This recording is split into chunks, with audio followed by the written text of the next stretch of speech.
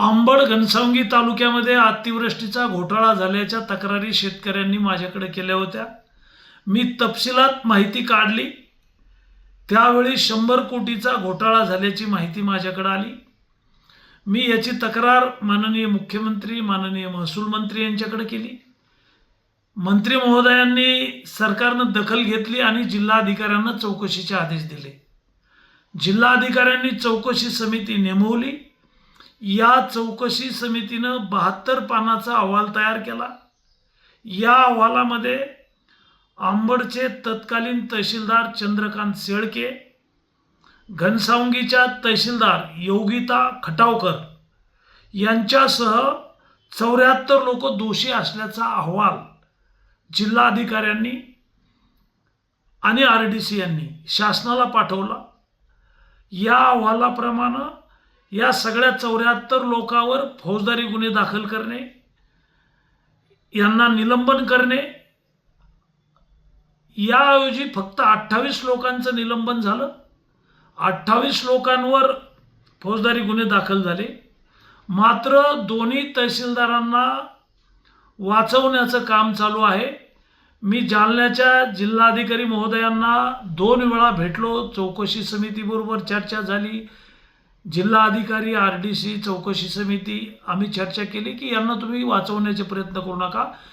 दोन्ही तहसीलदारवर फौजदारी गुन्हे दाखल करा, दोघांनाही निलंबित करा आणि सगळ्या 74 लोकांवर कारवाई झाली पाहिजे अशा प्रकारची मागणी केली।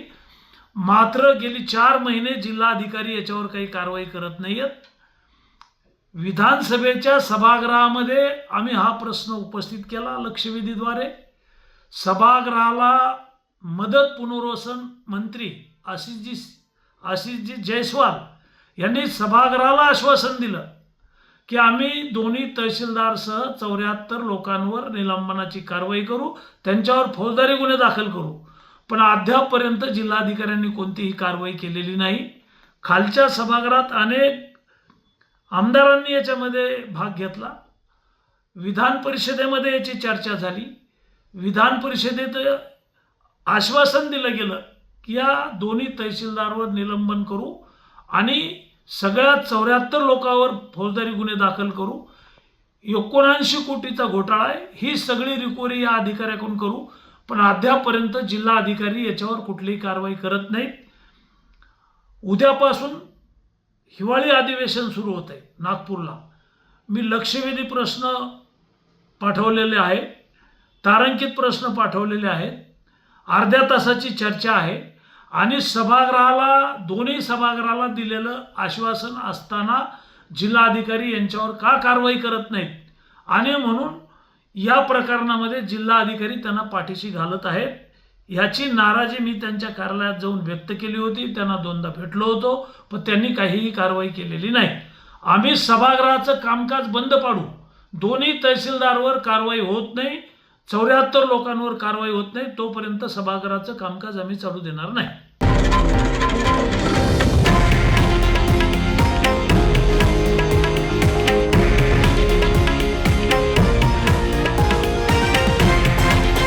हे आहे देशातील नंबर 1 न्यूज नेटवर्क आणि आपण पाहत आहात TV9 मराठी, एकमेव।